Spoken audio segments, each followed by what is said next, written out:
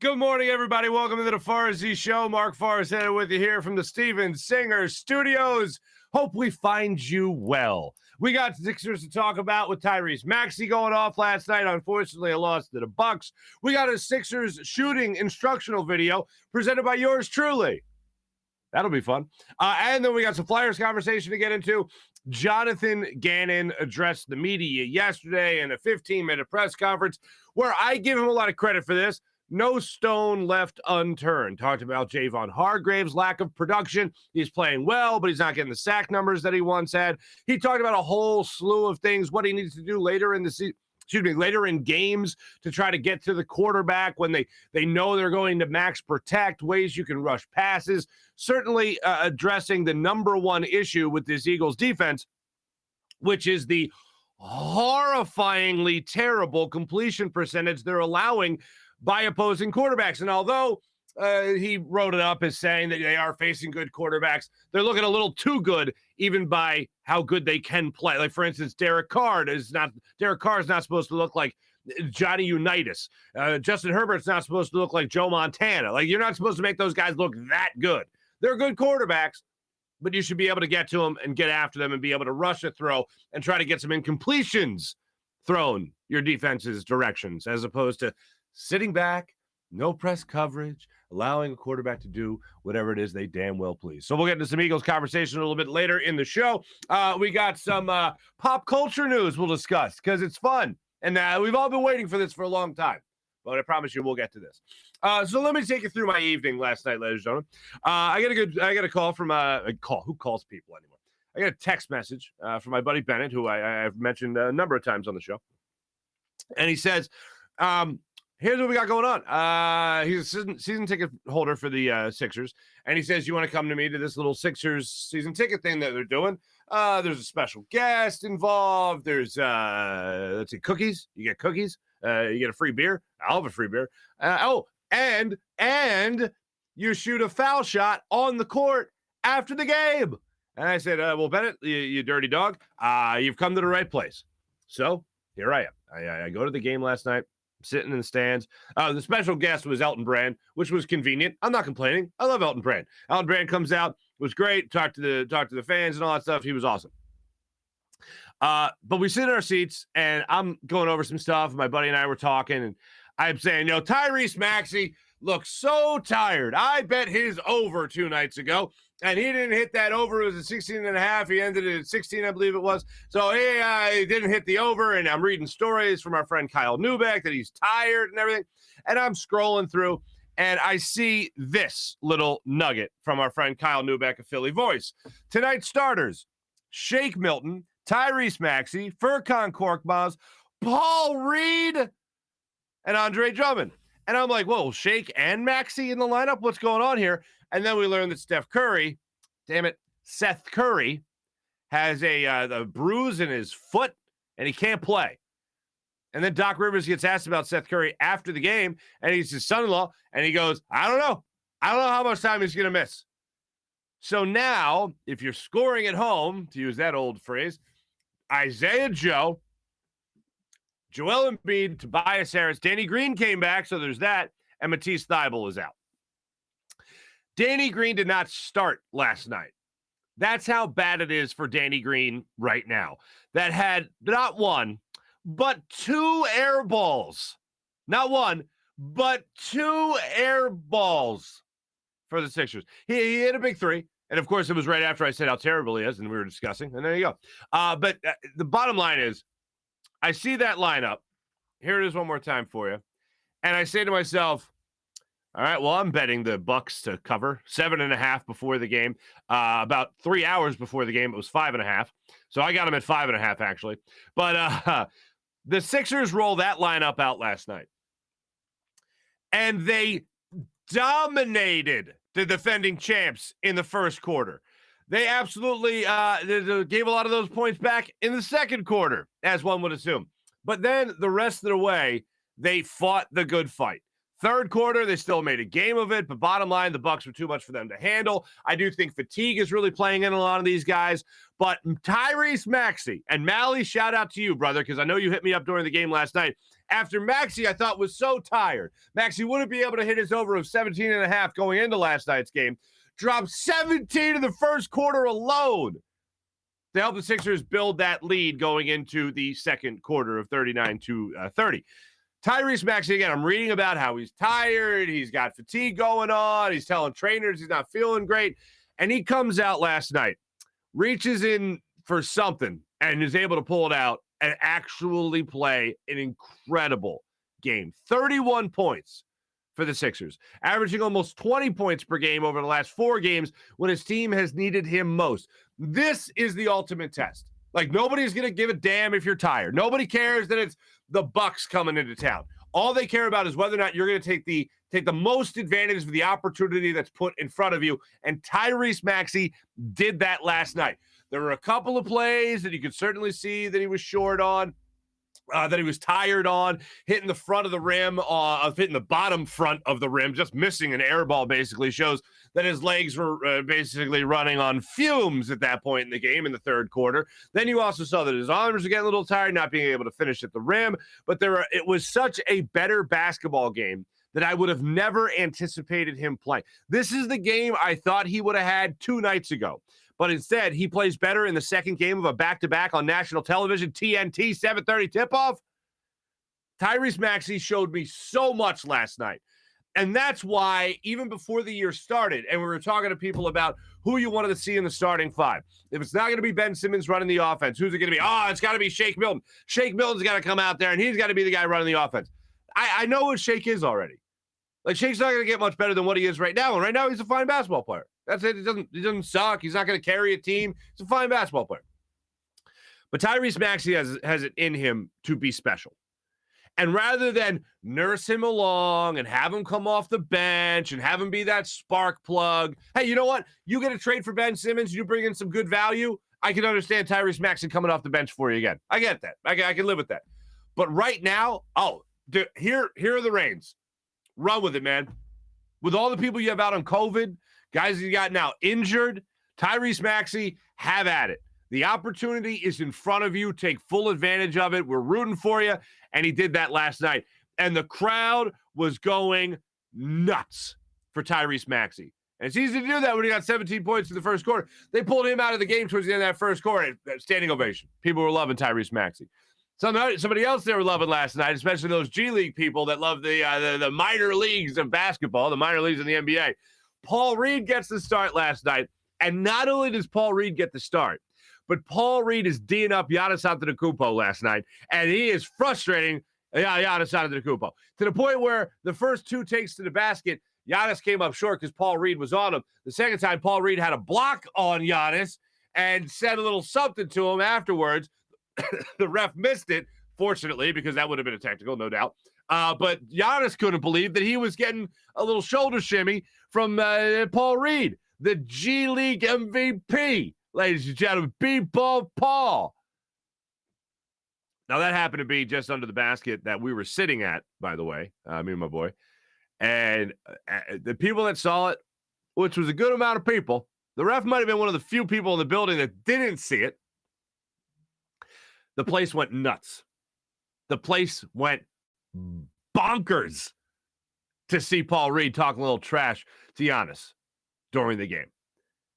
Love it. Here for it. The crowd was here for it. It was an awesome game to be at. Unfortunately, there are no moral victories. Let me just say that. Oh, there we go. There's no moral victories. Thank you. There's no moral victories. Cool. Thanks for pointing that out to me. But there are things you could look at as positives. And I think in a game last night where you're not just down an MVP, you're down a second-team all-defensive player in Matisse Thybulle. You're already down a fringe all-star player with Tobias Harris not being there, your second leading scorer last year. You're already down all those guys. Your bench is short. Your G League MVP is in your starting lineup. Yeah, I think you could look at last night and go, okay, didn't expect to win. What are the positives? Positives, Tyrese Maxey.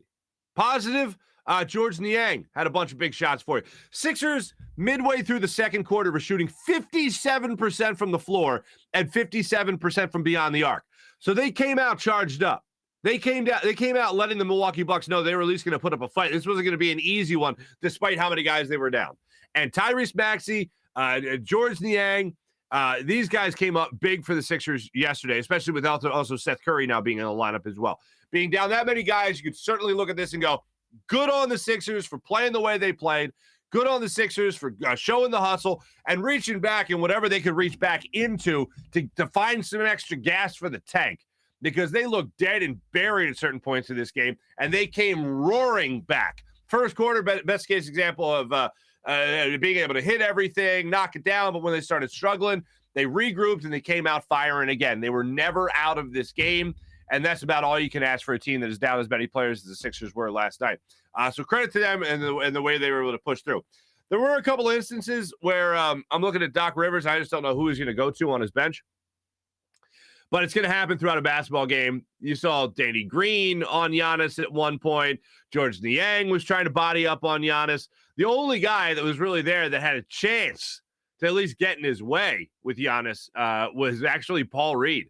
And for a guy coming up the way he came up through the G League and all that, for him to get out there and at least show up, hey, I'll take it. There were definitely a couple of instances he lost his handle on a ball where he basically had a free layup or dunk, whatever it was, and he couldn't exactly handle it. There were a couple instances, a couple also little bunny shots he had there in the paint that he was a little too strong on, clanked off the back of the rim. There were definitely instances where you're like, oh, yeah, that guy was in the G League last year. That guy is still trying to work some stuff out to get ready to play at the NBA level. But other than that, defensively speaking, played tough. And it was a game that without Ben Simmons, obviously, without Joel Embiid, without Seth Curry and Matisse Thybulle, without Tobias Harris, this was a game I would not predict to happen for them to be in it like that. When I saw Bucks minus 6.5, or excuse me, Bucks minus 5.5, oh my goodness, I couldn't jump on that fast enough. So that ended up hitting. That was good for me, at least. But watching that game play out as a fan first, no matter how much money on the game, I was really pleased with what I saw from the Sixers last night. So we'll see what they got coming up in the not too distant future when they're back in the wood. But here's what I'll give you right now, just to give you a little bit of Giannis finished with 31. Him and Tyrese Maxey, 31 points each. Maxey also finished with 5 rebounds, 4 assists, a steal, and a block. Only had 2 personal fouls. And here's the most important thing with Tyrese Maxey, who was running the point for you. For the people watching, this many turnovers. 0 turnovers. Shot 50% from the floor as well. 4 of 9 from beyond the arc. So you love to see it. George Niang, 5 of 7 from beyond the arc. You love to see it from the 76ers. I will say, I don't like Grayson Allen. Never liked him. And I'm not like a Duke hater. I actually respect Duke. I just never, ever liked Grayson Allen. Not even a little bit. But Sixers got the Toronto Raptors coming up tomorrow. Hopefully another repeat performance of what we saw from this Sixers team. This time they win, though, against the Raptors. So let's keep our fingers crossed for that. Sixers are heavy favorites to win that as of right now. So we'll break that down. Last night, as I mentioned, Elton Brand addressed the season ticket holders. And I think I was midway between my second cookie and maybe my 4th cheesesteak egg roll. Elton Brand comes out. And the way these things work a lot of times, because I've actually hosted a bunch of these, where you have a little Q&A with the special guest, in this case Elton Brand, and somebody in the staff. And somebody from the staff was from the season ticket office. And they'll ask a couple of questions, get the ball rolling, and they'll throw it out to the crowd. One of the things Elton Brand was asked about by the staffer was Ben Simmons. And look, he offered everything you've already heard pretty much. They want to get Ben back. Hopefully they can get him right and they can get him playing. Basically, that's what was said behind the scenes. So not much of a scoop there. But you could definitely tell from talking to people or listening to people rather in the stands and seeing the way Sixers fans were dressed at the game. I hadn't seen the Ben Simmons missing t-shirts yet. There are at least 2 people wearing those just in our area. There was at least 2 people wearing those in the little season ticket, little conference that they had before the game. There's no love lost, man. I know Dan Schwartz, my man, went with his buddies dressed as Baby Ben a couple of weeks ago. Nice work by you guys. I am eagerly awaiting first off, this whole thing to be done when it comes to Ben Simmons. I'm also eagerly awaiting to see how it ends, as we all are. But if he does end up playing again for the Sixers, I want to see what he does when he comes back to Philadelphia and when he actually steps on that court and see how it goes. We got, let's see, next week. Actually, no, it would be this weekend of when the Sixers go on that 6-game road trip. That would be a good time to get Ben Simmons on the hardwood. Try to build up some good graces, especially now with Joel Embiid being out. You would need somebody to step up, somebody to spell some of these young guys, see how that goes. Now would be a good time for that to happen. Just don't think they're going to do it. Now would be a good time. Just don't think they're going to do it. Before we get into this football stuff, I want to have a little bit more fun with this. So after the game, by the way, I don't know if you can hear it or not, but I did that thing where you bite down on like the inside of your mouth, and then you just bite down on that same spot for like a week. I got that going on, and man, it is really bothering the hell out of me right now. Just to take a little behind-the-scenes tour of the show. So last night, I didn't realize we were going to get to shoot a ball in the court after the game, so I just want to let you guys know what was at stake here, okay? I'm not going to tell you whether or not I made it or whether or not I missed it. I'll let you see it. But here's what I got for you. So my buddy and I, we go back to 5th grade. That's how long we've known each other, right? And we played basketball together growing up and stuff. And in 8th grade, Coach Mayo, who, by the way, made those shirts for me. Remember those shirts I showed, the Farzy Show shirts? Coach Mayo made those shirts for me when I started this show. And he got us to play on the Core State Center floor. Wait, no, then it was First Union. First Union Center floor.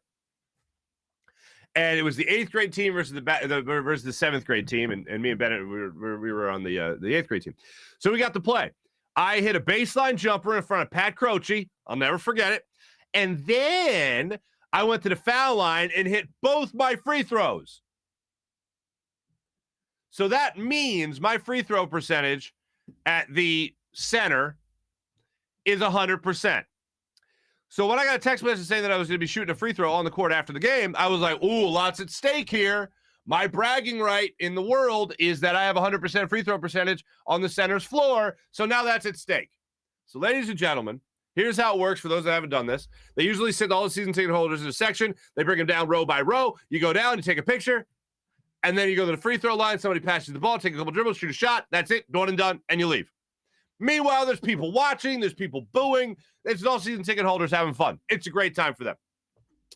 So I go down the court. I get the ball. And ladies and gentlemen, here's what happened.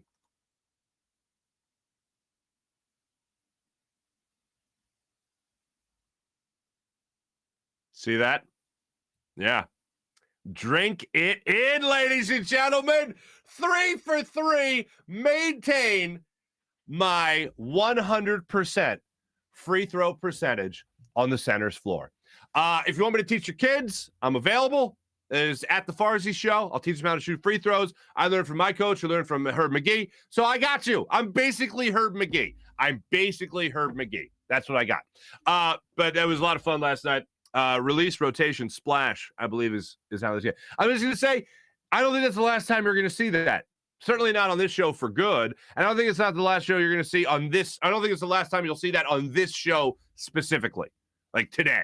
I might air that. I might show that a couple of more 100,000 times as it goes on. So, by the way, also 1 for 1 for the year. 1 for 1 for the last 3. It had been a minute since I shot a free throw. But, ladies and gentlemen, balance, right? A couple of dribbles. Finger on the little hole there where the needle goes in for a little air pump. And let it rip, man. Let it rip. I'm available to teach Ben Simmons if he ever does play for the Sixers again.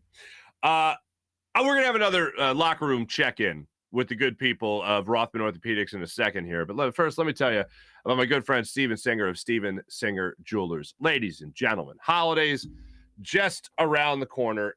Do what I do. Trust Steven Singer of Steven Singer Jewelers, the other corner of 8th and Walnut, right in Philadelphia. A lot of people, they're going to lose out on a lot of the inventory. They're already running out of stuff. Steven Singer, not so much.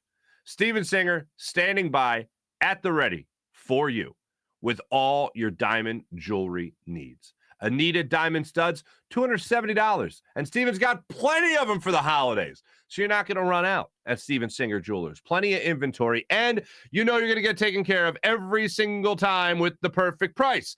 Steven loves taking care of people because he's in the love business himself. And that's why so many people might say, I hate Steven Singer, because he's always ready for it. Oh, no, they ran out, honey, can't buy them. Nah, not a Steven Singer.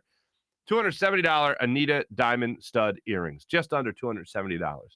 That's why people say I hate Steven Singer. With all the shipping delays, fulfillment issues expected for the holidays, Christmas shopping has come early at Steven Singer Jewelers. So do what I do. Trust Steven Singer Jewelers. It's the absolute best. And every single time, the perfect price. No sales, no discounts, no BS. Steven's real diamond studs are flawless to the eye, near colorless, and come with his famous full value lifetime trade-in guarantee. You can trade up your diamonds anytime and receive exactly what you paid for towards a new pair. All that with the unbeatable full 100-day, 100% money-back guarantee, making it no-risk shopping for you and for early holiday shopping as well. Go to IHateStevenSinger.com right now. That's IHateStevenSinger.com. Always fast and free shipping. Steven Singer Jewelers, one place, one price, the perfect price, every single day. At IHateStevenSinger.com.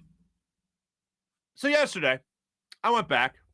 I watched some of the game film. I watched the coach's film, right? The All-22. And here's some credit, right? Credit where credit's due. I always try to be fair and balanced, try to be just on this show. Jonathan Gannon did a lot of different things that I hadn't seen him do to that point this season. He did a lot of things the same, but he did a lot of things different. For instance, I think it was even Brian Westbrook who pointed this out on social media yesterday. Derek Barnett dropping back into coverage while a corner was coming up to blitz. So you were still only sending 4. Now, the last time I saw something like that was a totally different defense. Well, I shouldn't say totally, but in name, it was a totally different defense. That was a 3-4 defense under Billy Davis. This is supposed to be a 4-3 base defense that we rarely ever see really as a 4-3. And we see a corner coming to blitz as Derek Barnett is dropping back into coverage. And we're wondering why this team is on pace for the worst ever completion percentage allowed. If I'm Jonathan Gannon, I am taking a lot off of Derek Barnett's plate. I am giving him as less to think about as possible. But maybe, in trying to figure out why the hell you would do this, maybe Derek Barnett running away from the line of scrimmage instead of over it too early isn't the worst idea in the world. Now, if you tell him you're dropping a DN into coverage when you already don't have a high completion percent, or you're already not playing against the pass, well, I'm going to go ahead and say, put your best players in pass coverage and let your best your pass rushers rush the passer. Just an idea. Give that a whirl. And they decided not to go that way. So this is going to lead us into our locker room report here. Brought to you by the great people at Rothman Orthopaedics, because there's a couple of different things that I was trying to figure out throughout this game. And it really comes down to the completion percentage, which, by the way, 75.5 right now with the Eagles. That's on pace to be the single worst pass completion percentage in the history of the NFL. Here's Jonathan Gannon being asked about those numbers. It's a two-parter here. Here's Jonathan Gannon on what they could do as a pass defense. Games. Yeah, that's what the numbers say. We definitely have to get that completion percentage down, and there's a number of ways to do that. It starts with us as coaches to, detail out some things and change some looks, and rush and cover and rush have to get a little bit better. But when you're playing good quarterbacks with good skill people, we played well at times, but probably not consistent enough. So that number has to come down. We have to improve that with our pass defense to, be able to provide some resistance to good offenses. It looks alarming, from the statistics. Is it alarming to you, or is it something that you feel is fixable and not? It's definitely fixable. Absolutely. Yeah. I mean, it's. I wouldn't say alarming to me. I would say that we know the areas that we have to get better at, And we've done that at times. You just got to be a little more consistent. And it really, though, again, it starts with us is setting it up a little bit better. You know, how I call the game a little bit better at some certain spots where, you know, you can throw a wrench into what the quarterback's seeing, or, you know, when they call certain plays, you'd like to be in a couple better calls here or there. But ultimately, it's about all of us just improving and being a little more consistent. Well, that's good. Yeah, we can all improve. We can all be a little bit more consistent. We can all get after the quarterback. What can they do to improve? And I think,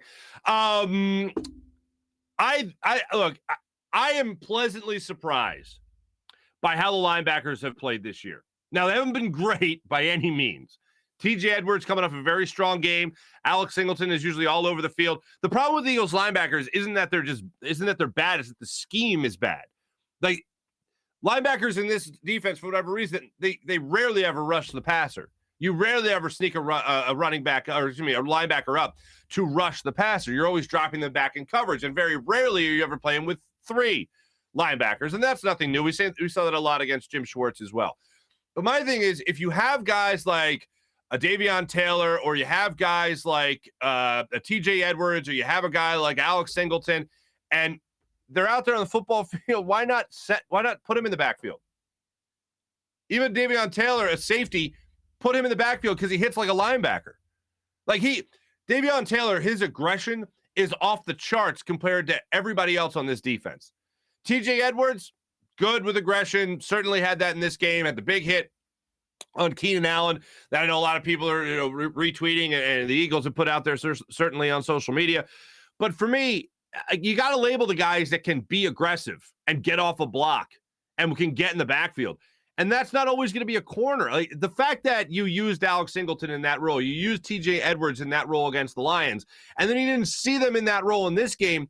Like, I respect the idea that Jonathan Gannon is doing different things, because you have to. When you haven't had success, you got to try to do some different things. When those different things also don't work, it makes me a little bit worried about exactly what kind of scheme you're drawing up here. And when you, for me, have it pretty obvious that guys are playing as high tempo, high motor, as a TJ Edwards or Davion Taylor, and you don't use them in those more aggressive roles like rushing the passer, or, God forbid I use this phrase, as Billy Davies used to say, the predator, to get into the backfield and make something happen, then that also worries me. And for me, this particular game, when you only rush 4, and that's still your blitz, quote unquote, because you're not using 3 down linemen to blitz, you're bringing in somebody else to come in, that's not that exotic. That's not that creative. It's pretty dull. And sometimes if you don't want to, not sometimes, if you're not going to be that creative, then be good at the basics. For instance, if you are going to rush the passer, use more than 4 guys, and at the same time, maybe have a little press coverage on the outside. See how that works out for you. That's something that just is mind-numbing. When I was watching it again yesterday, I was watching Darius Slay at the time and Steven Nelson, 6-7 yards off their man. Even if they were in man-to-man, all right? 6 to 7 yards off their man. You see in one instance, I'm trying to think, it might have been Avonte Maddox who was back in the game at this point. Avonte Maddox at the line of scrimmage, about to get into the backfield, and you have your D-backs off the line of scrimmage by 7 yards. How is a blitz going to get home in that time? Up on the line, jam them. You've seen them play press a little bit. I know everyone's saying, oh, they never play press. Occasionally. It's just that when they do it, it seems to not match when they're actually trying to be aggressive and getting into the backfield. That's the whole point of press coverage. Give your guys time to get home. Jonathan Gannon talked about that a little bit more. We'll get into that. Here he is talking about playing a little bit more press coverage. Yeah, I think you see us. We do play press a little bit, and there's certain spots that we would like to tighten up, and that comes down to me is calling it to get tighter. But we feel good about those guys in the back end to either play off or press, and some of that goes into the call. Some of that goes into the situation in the game. So we just got to, do a little bit better job myself of calling it a little bit better to when we need to get tight, get tight. Yeah, get tight, get up there, jam him at the line of scrimmage. Let's see a little bit of aggression. That's all we're asking for is a little bit of aggression. The fact that the numbers, if we're going to talk about completion percentage, and I'm going to be fair and I'm going to be just, I'm going to be fair and balanced, then I also have to talk about the fact that they blitz more than they ever have. But that worries me a little bit because that was their best effort. And they couldn't touch Justin Herbert. Blitz more than ever. 0 success. You touched him one time. It was a penalty on Steven Nelson for a low hit. That was the only time. How does that happen? Teddy Bridgewater can get rid of the ball fast, too. Teddy Bridgewater can also create and buy time with his legs. Teddy Bridgewater is also a pretty accurate quarterback. You're on the road in Denver, and Denver's coming off a high of beating the Cowboys in Dallas. Denver got out to a great start. They played some crappy teams, but they got that 3-0 start. Defense looked good for the most part all year. Very aggressive. Who is it? Jonathan Simmons, Justin Simmons, their safety that comes down and plays in the backfield a lot. Basically, they use him like they used Brian Dawkins in the latter stages of his career, around the line of scrimmage, using him almost more as a linebacker than a safety to get into the backfield. Like, that stuff you got to worry about going into this week from an offensive perspective. But again, to stick with the defense here, how do you go into Denver and attack Teddy Bridgewater and make him uncomfortable? What are you going to do different against a guy that's not nearly as good as Justin Herbert or anything like that, but a guy that can do a lot of the same things as Justin Herbert? Getting rid of the ball quick, being accurate, creating time with his legs. Even if you rush him, he can escape just like Justin Herbert did when he was rushed from the blind side. He threw it downfield for a 19-yard gain. Like, that's all stuff that you have to take into consideration in this particular game. How are you going to be different? And that's what Jonathan Gannon has to try to figure out.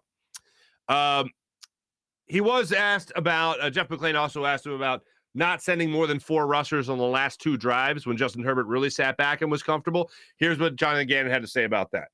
You know, they caught a couple pressures into some runs. But, you know, when you look at it, you know, in passing situations, what they were doing, you know, they were not going to let us hit the quarterback. So you saw like double chips, you saw some 6-7 man protections.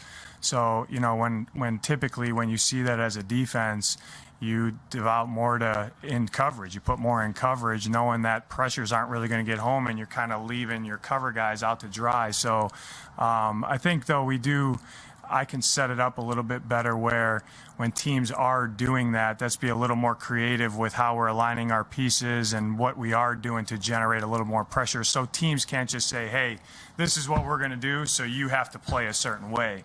I think that we can be a little more, we can dictate a little bit more just with the plan, how we set that up to where teams can't always dictate that. What are your Oh, okay.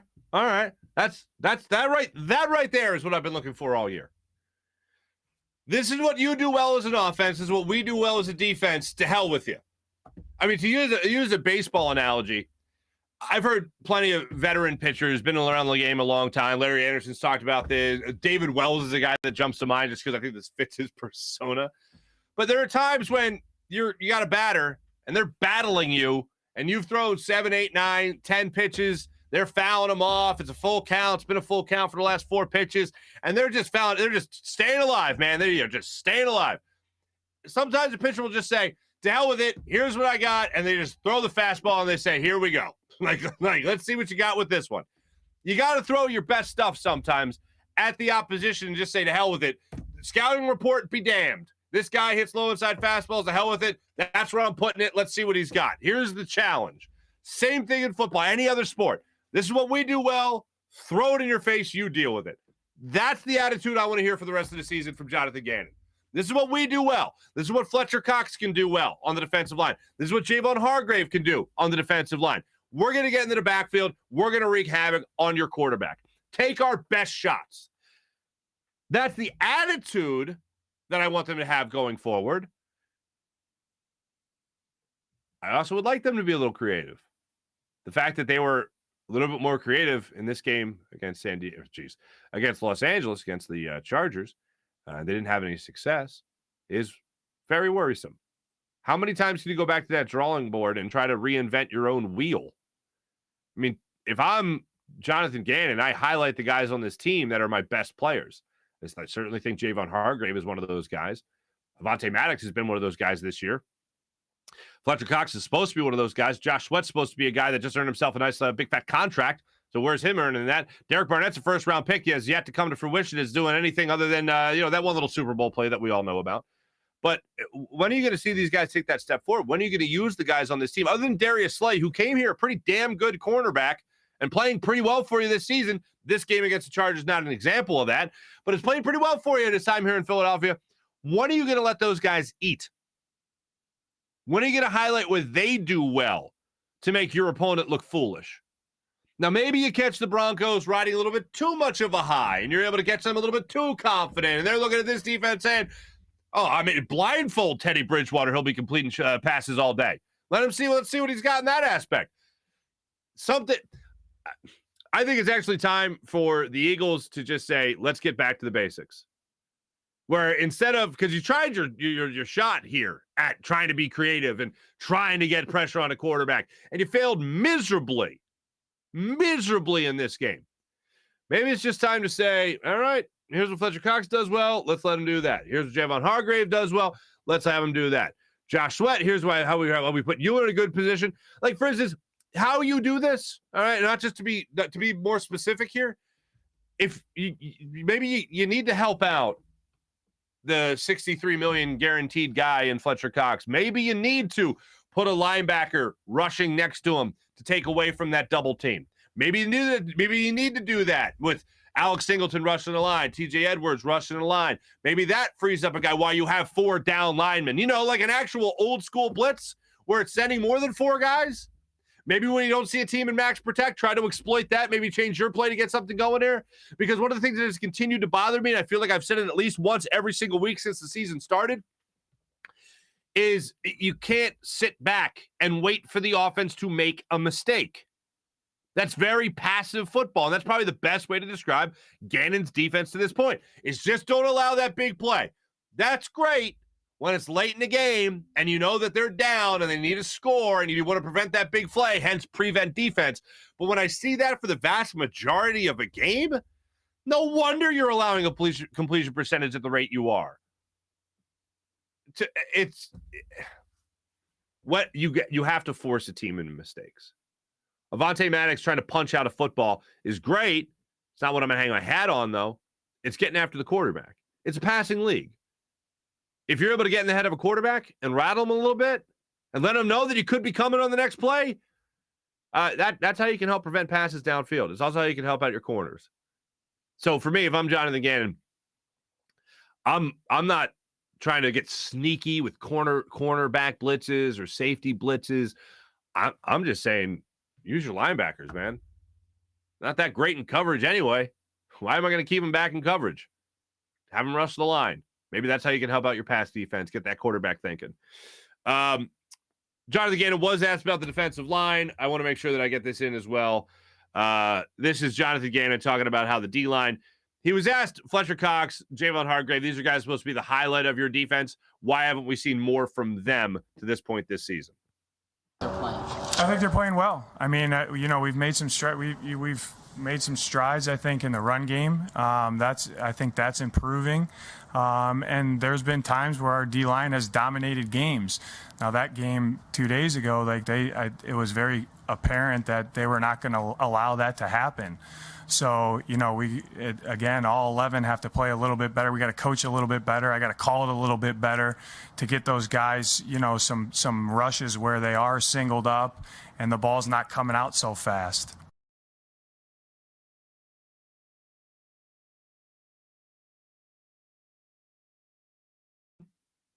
All 11 have to play as one. How about just a thought? You let your scheme, maybe.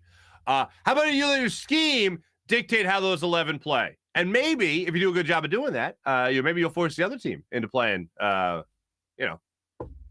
maybe you'll force them into a mistake as opposed to just sitting back there and waiting for it.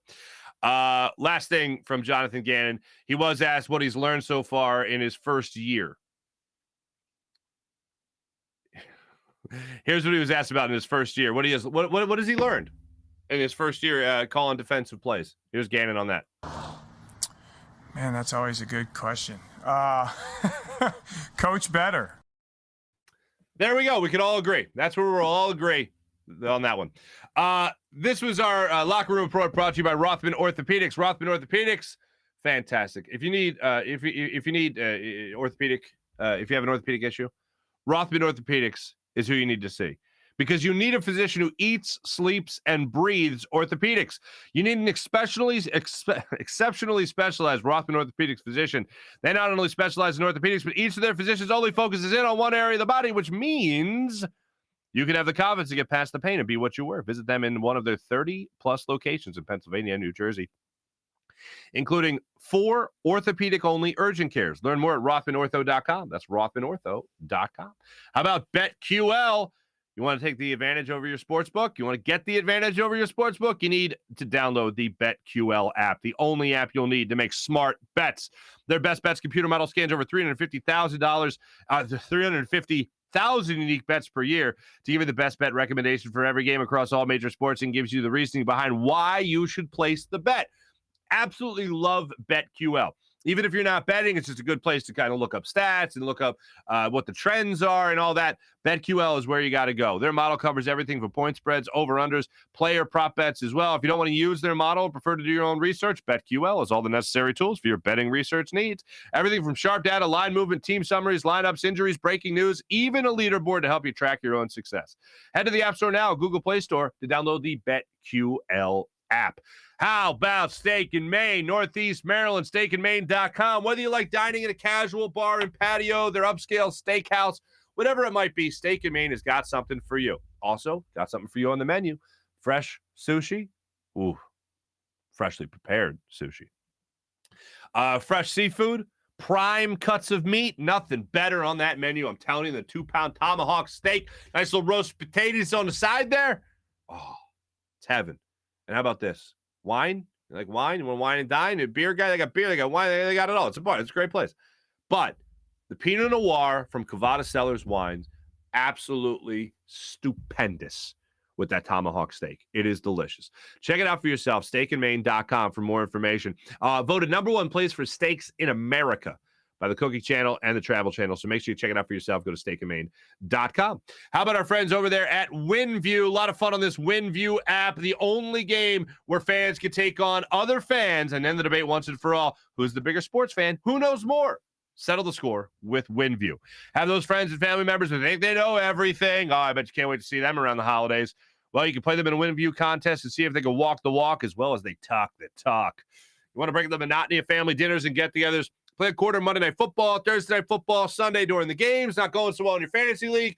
Challenge your friend to a little WinView challenge and have yourself a good time. While you're tracking the games on Sunday, you can see which players are killing it for your team. You can play against your other league members as well in a WinView contest. Not a sports book, not daily fantasy. It's a social gaming app where you can win real money prizes for making predictions on the games that you love. So make sure you download the WinView app right now. Follow all the stories across all of Philadelphia sports with PHL Sports Nation.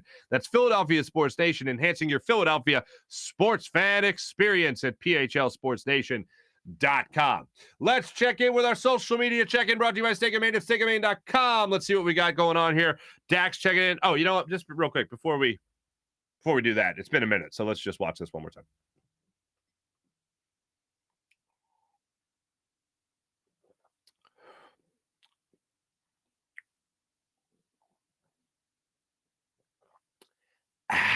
What's the Kermit thing? Is this the right side or is this the right side?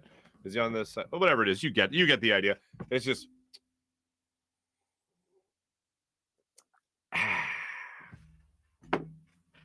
there we go. Kids, you get the center of the elbow, line it up, middle of the rim, right there, and just follow right through. You just want to make sure your pointer finger is pointing right at the basket, right where you're aiming. Follow through is the most important thing. This is just a guide hand. All right, here we go. This is a one-time lesson for all you kids out there. Got my Harlem Globetrotters ball. They gave me this when I retired from the Globetrotters. Very nice gift. Right there where the air goes in, that little hole right there for the needle, right there, boom. Right there, that's just a guide hand. That's just a guide hand. That's just a guide hand, right? Just up. See how I'm centered? Right? Boom. Right there. Boom, and follow through. Boom, and follow through. That's it. That's it. That's it. You want to dominate at the Y? That's how you do it, folks. All right. Thanks, everyone, checking in our social media checking. Let's see what we got. Good morning, Dak. Kevin. Good morning. Mally. Peter. Mad Max went off last night. Mad Max. I like it. Sticking with it. Like that, Mally. Or excuse me, I like that, Peter. April, what's happening? Greg, what's popping? Let me find out Marc has more shots this season than Ben. Hey, Mally, you damn right. For one starter and a makeshift lineup in the bench, they didn't play that bad. Mally, Phil, good morning. Mally, for one starter and a makeshift lineup and the bench, they didn't play that bad. They didn't play that bad. They played great with all that considering. Maxey was balling last night. That's how I want my point guard to play. You're damn right, Mally. Inside the Birds, impressive with that Sixer, what the Sixers have done. You're right, inside Birds. That must be Adam Kaplan. He's a Sixers fan, as we all know. Mally, April, you see Marc keeping it bright shirt streak going. This is my only pocketed shirt that I wear on the show. I love this shirt. This shirt I got from a little store I like to call the Republic of Bananas, and it's a large. And although my normal shirt size is an XL, the Republic of Bananas is keeping me in the large. Thank you, Republic of Bananas. I'll keep on eating my cookies. Juan Guapo. What's up, Guapo? Good morning to you as well. Niang definitely been balling. Mal, you're absolutely right. T-Bro, what's up, buddy? Farzy, chat, what's happening? Excuse for my tardiness. Maxey dropping 31. Fire. You're right. You're absolutely right. Here's the thing about George Niang. I love that man. I'm not afraid to say it. I'll shout it from the damn rooftops if I want.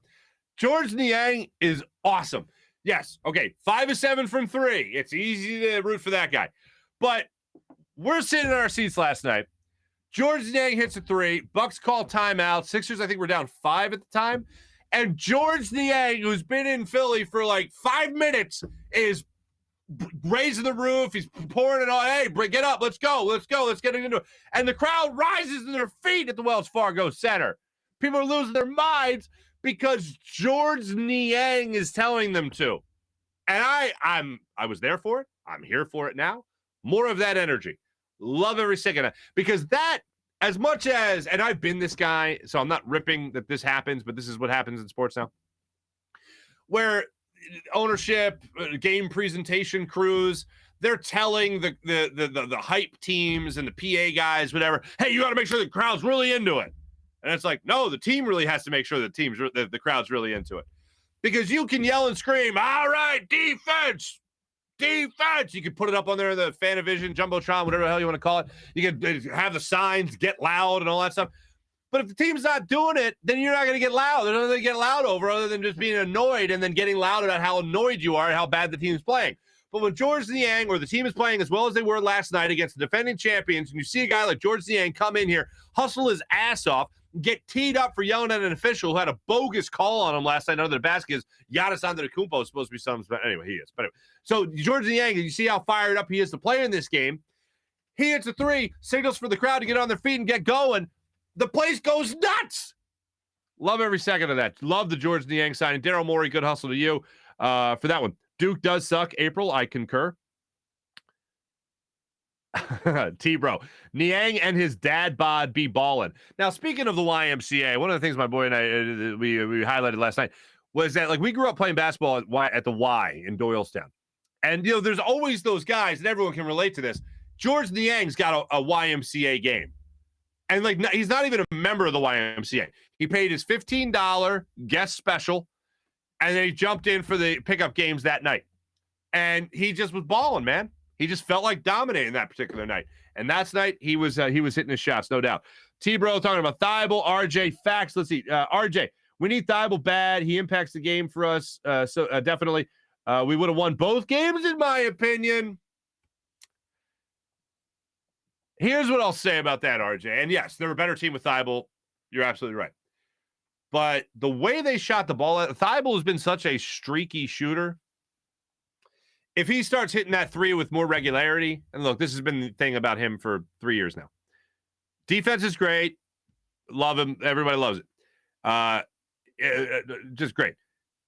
If he can develop into that 3 and D guy, and the 3 starts to match a little bit more of the D, that you're talking about a guy that'll be talked about around the league as, oh, we got to watch out for him, not just on defense. That guy's hitting shots. That guy's hitting the shots now.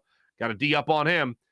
Then you really got to watch out for him. He's already a special defender. He can be a special all-around player if he really gets that going for him. He can make the guys that still really love Robert Covington, he can make those guys be like, well, he's better than Covington. Like, defensively, he already is. 3-wise, definitely want to see the improvement there.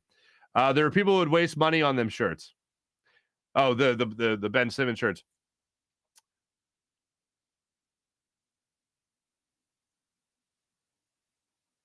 Oh, Oragel. What was that stuff back in the day? Does it still exist? Ambersol? You'd put on like where you bit your lip or whatever. Thank you, April. Matt Snell. Farzy is friends with a 5th grader? No, my boy and I, we've been friends since 5th grade. That's where I moved back to this area. Born in Ambler. Lived in Rochester, New York for preschool and both my years of kindergarten. Baltimore, Maryland for a year with my mom's parents. And then we moved to Doylestown in 5th grade. Is that right? Yeah. So Ambler, Rochester, Baltimore, Doylestown. There you go. That's my life story. In 1927, Thomas Farzetta came to the United States from Italy. Anyway, that's more on me. Anyway, Marc to smoke 2 joints and 1 bong hit, and he'll be fine. Are you talking about this? Boom! Boom! For those just listening to the podcast, the second one, the second shot's in slow-mo. You're welcome. Let's see here. Oh, Peter throwing it back to the FU Center, not the house that Lindros built. That's right, the FU Center. Well, wait, I thought it was Core State Center first. I thought it was Core State's first union, Wachovia, and then Wells Fargo. When they tore down the Spectrum, I remember Ed Snyder calling the Wells Fargo Center, I think the Wachovia Center, and then it goes, well, whatever the hell they call it now. And I was like, look at the balls on Ed Snyder. Love that man. Farzy looks like a 1920s milkman. Now, hold on a damn minute. Let's look at this one more time here. Well, here's what I got in the milkman. Here's what I got in common with the milkman. We always deliver. Yeah, how about that one? All right. Marc looked like that uncle that will come and play, but still have a can of Miller High Life in his back pocket. Thank you, Mally. Gannon giving Barnett off everything. I agree with you on that one. Let's see. Gannon, Sirianni, Howie, the Three Stooges. All right. Mally, I agree. Gannon looks more lost than Sirianni. Sirianni has really impressed me over the last 2 games. Sirianni ran the ball when he hadn't run the ball. He put Jalen Hurts in a much more comfortable position. He wasn't putting the entire offense on Jalen Hurts' shoulders. That is the formula for this team winning.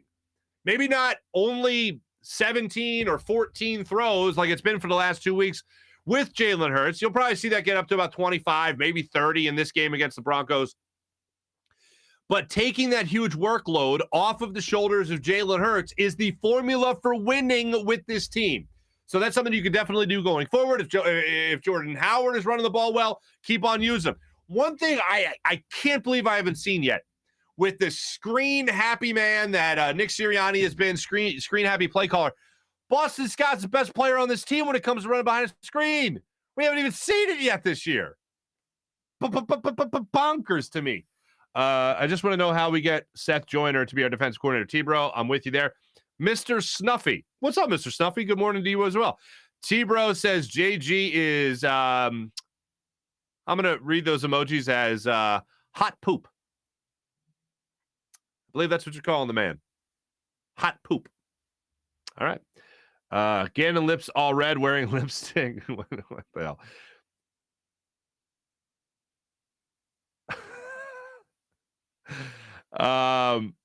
It's not world coming down. It's nice in here. Thank you, world coming down. Welcome, Mr. Snuffy. Hey, world. I like it. Trent, what's popping? You always wait. Hold on. Laugh my office. Rough Rough form there, Farzy, but nice shot. Rough form? Rough form? Really? I mean, I guess we got to watch it again. Here it is. Letting it loose. Guide hand removed. Full follow through. That is perfect form. That's perfect form from a guy wearing skinny jeans and Pumas. All right? And a Jeff cap. And a mask. And hasn't shot a basketball in like 3 years. But the form, my friends, like riding a bike. Like riding a bike. Who said that? Wait, hold on. Nice in here. That's you, baby number 2. You always deliver. That's why baby number 2 is coming. Thank you, April. My reputation precedes me. Okay, not as bad as I thought. Thank you, Marc. Thank you, Marc. I appreciate that. All right. I'm a little touchy on my form. All right. I worked a lot. It's like the one good thing I could do in basketball. That and hustle. I got you, coach. I'll dive on the floor. That's why my knee hurts now as an almost 40-year-old man. World coming down. What's happening? Farzy looks like a 9-year-old kid shooting a free throw in gym class. Yeah, who got an A, Ronald? How about that? Thanks for chiming in. Thanks everybody that checked in our social media check-in brought to you. Oh, that's really good. Thanks everybody checking in our social media check-in brought to you by Steak and Maine and steakandmaine.com. Let's get into our morning rush brought to you by Sky Motor Cars and Sky Motor Cars. Ha ha ha, Farzy. Love that you don't take yourself seriously like someone else in this city. I can just tell you this: I never took myself this serious. Except my form, my on-point form. Thanks everyone that checked in. Let's get into our morning rush brought to you by Sky Motor Cars and SkyMotorCars.com. I mentioned Sixers back in action tomorrow night. Play Toronto. Then it was you got the Flyers dropping the puck tonight. 7:30 puck drop. Is it tonight with that team north of the border, the Toronto Maple Leafs? 7:30 puck drop tonight. Maple Leafs 7-5-1. On the season. Cam Atkinson will say it again, on pace for 49 goals this season. I'm here for every second of that. Love to see that. We're going to close our morning rush segment with this right here. Ladies and gentlemen, it's finally happened. You will get to say to your grandkids that you were alive when Paul Rudd was finally named People Magazine's sexiest man alive. I speak for everyone ever when I say, what the hell took so damn long? Okay? All right? Ladies and gentlemen, I'm going to tell you this right now. I'm very attracted to women. I love women. My wife, beautiful lady. But I will tell you right now, Paul Rudd, no doubt, I have zero problem with calling sexy. That man is the sexiest man alive. Paul Rudd. Finally happened. Probably, we could talk about, Joel Embiid losing out on MVP because Joker, played more games, had better attendance, right? But there is no, we can talk about the Malcolm Brogdon character, right? That guy beating out Joel Embiid for Rookie of the Year and Dario Saric for Rookie of the Year at that, right? We can talk about people getting robbed. We can talk about maybe Bryce Harper getting robbed for MVP in a week, right? We can talk about Zach Wheeler getting robbed for MVP in like a week or something, right? Or excuse me, for Cy Young. But you know what? You know who's been robbed for many years over? Paul Rudd is the sexiest man alive. Fight me. All right? How about that? So anyway, that's what I got for you today, folks. Thanks for watching. Thanks for listening. Much appreciated. My name is Marc Farzetta. I'm at the Steven Singer Studios. Hope you guys had a good time. Oh, one thing. Brand new footage. I wanted to make sure you guys see this. It's pretty amazing. By the way, that in case you haven't seen this yet, this footage is just, do we have it? Do we have it ready? We haven't played this yet. I just want to make sure. PJ, do we have it? All right, here it is. We brand new footage.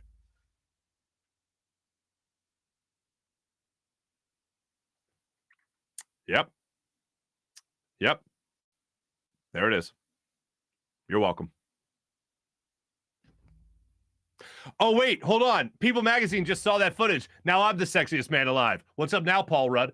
Thanks for watching. Thanks for listening. PJ, the producer Jim Hyder produced the program, did a phenomenal job as per usual. There's a Buzz Sports Entertainment production. My name is Marc Farzetta. Thanks for milk. 9-year-old milkman vibes. There are no 9-year-old milkmen. What the hell's the matter with you?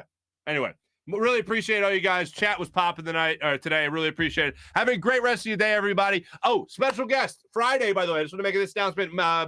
Quentin Michael will be joining the show for Friday morning to help us preview all that's going to be going down with the Broncos and what he's seeing from a defensive perspective from this Eagles defense. Talk to you guys tomorrow. Have a great rest of your day, everybody. Take it easy. Bye.